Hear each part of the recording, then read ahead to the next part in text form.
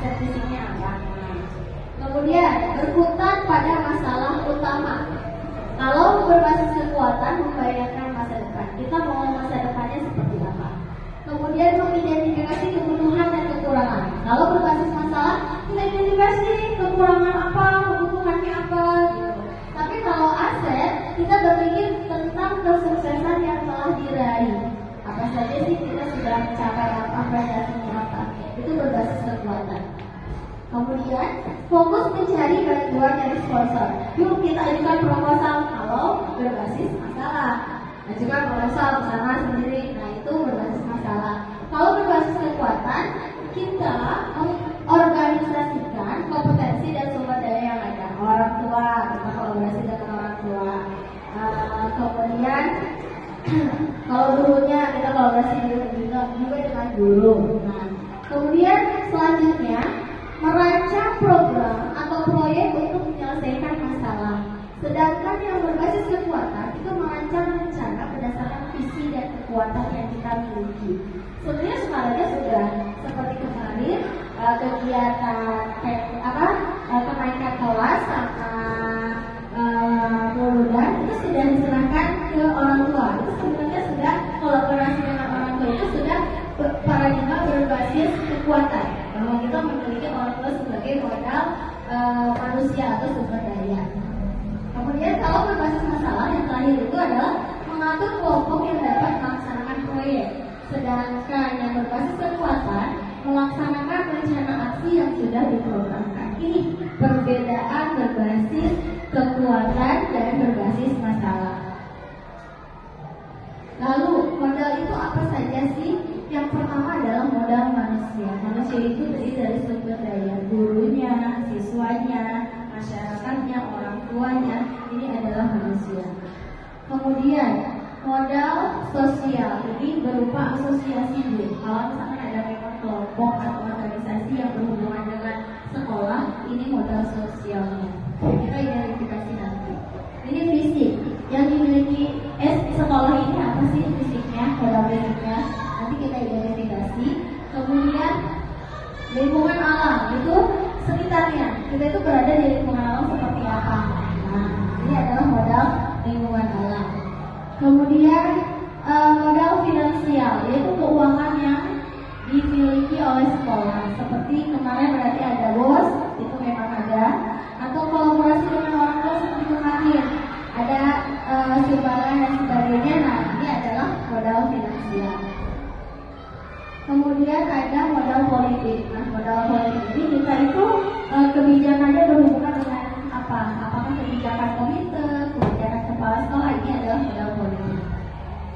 Kemudian yang terakhir adalah modal agama dan budaya. Dan kita juga sama. Di sini kita memiliki siswa yang beragam ya. Nah, dari 7 modal ini, mari kita identifikasi. Tapi sebelumnya, Bapak Ibu ada video yang menarik di sini.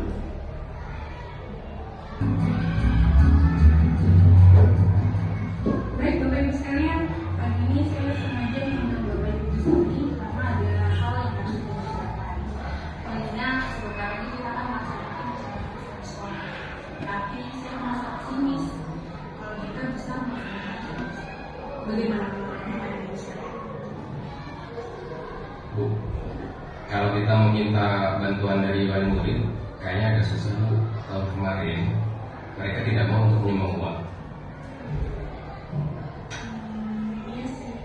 Tapi kalau acara perpisahan sudah dilaksanakan, orang tua murid akan menanyakan kepada saya. Kalau kita buat acara seadanya Bu, dengan barang-barang yang harus kita punya itu susah juga Bu. Minimal kita harus punya sistem, dan itu kita tidak punya. Terus kita harus sewa dan tidak ada dananya. Belum lagi nanti sewa panggung dan dekorasi. Iya, kalau seperti itu kan di sini kita tidak bisa mengadakan acara apa-apa. Ya memang sih, tapi saya juga dengan dana yang sedikit kita harus melaksanakan acara perpisahan. Iya Bu, kalau kita mengadakan acara perpisahan, berarti kita harus mengisi acara perpisahan tersebut dengan tari-tarian atau dengan yang lainnya.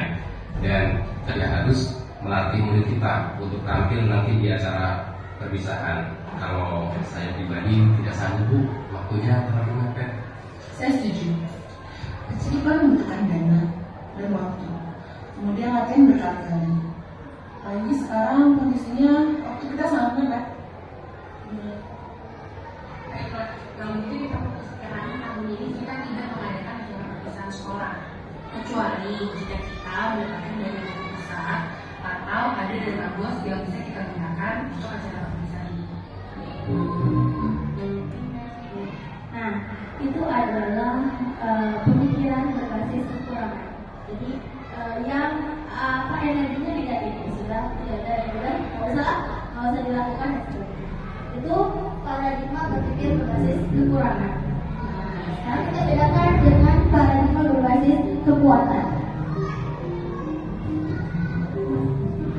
Masih sama ya orangnya, tapi cara berpikirnya berbeda. Dulu mengingat sebentar lagi kita akan mengadakan acara perpisahan sekolah, dan sebagaimana diketahui bersama, kita memiliki anggaran yang tidak cukup banyak.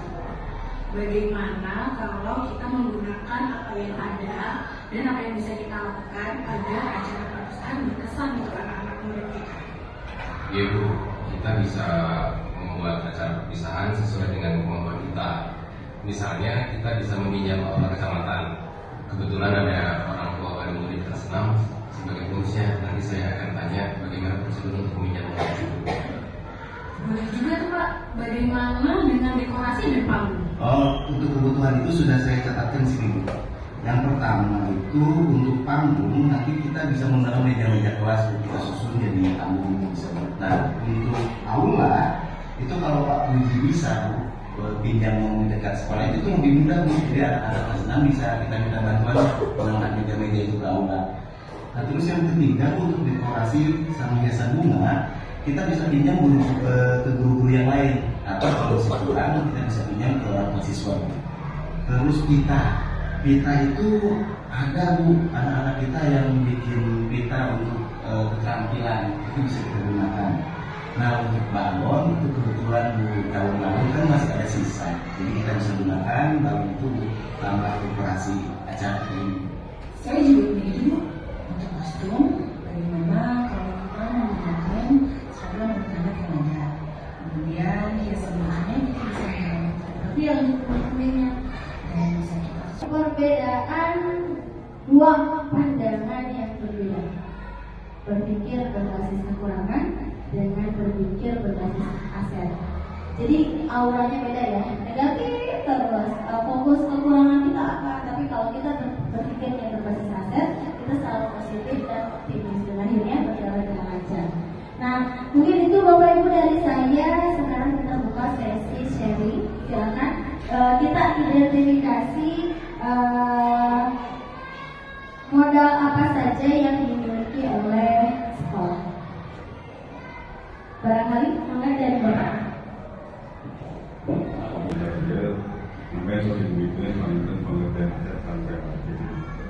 Misalnya pamannya dia saya untuk aset yang dimiliki sekolah. Pada intinya aset itu adalah milik, ya, milik rupi-rupi ada deh. Nah, kalau di sekolah yang tidak memiliki, tidak akan dikatakan sekolah kalau tidak memiliki tanah. Yang pertama tanah dulu, dari depan sampai belakang itu aset sekolah. Kedua, setelah ada tanah, bangunan.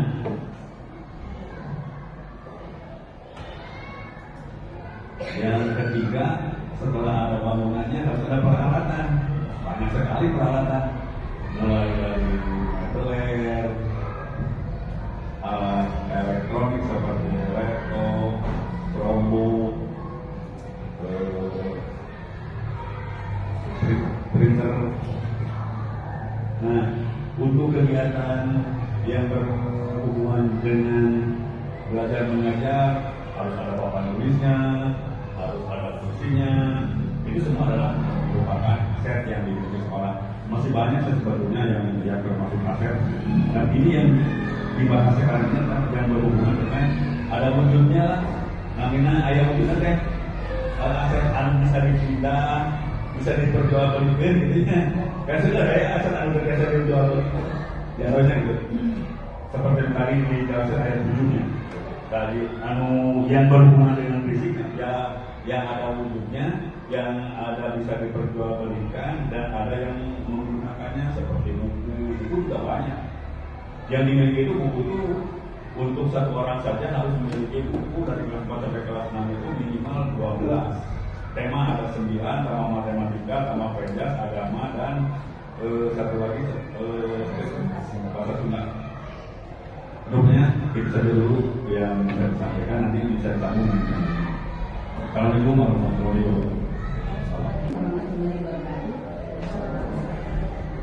setelah menyimak pemaparan yang disampaikan oleh Ibu Popon bahwa setiap sekolah itu harus memiliki 7 aset atau modal utama ya.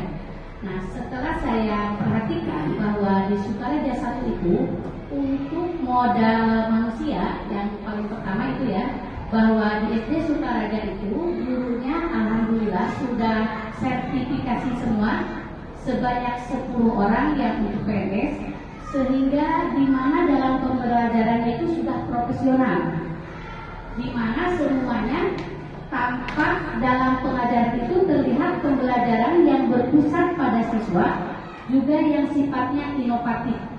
Itu mungkin yang dari aset manusianya. Untuk aset alam dan lingkungan, bahwa SDN Sukaraja 1 itu berada di sekitar lingkungan pemerintahan, di mana apalagi di sini dekat alun-alun sebagai ajang kreasi ya. Jadi setiap ada kreasi di Kabupaten Sumedang biasanya berpusat di alun-alun. Nah, kebetulan SDN Sukaraja 1 itu berada di sekitar alun-alun.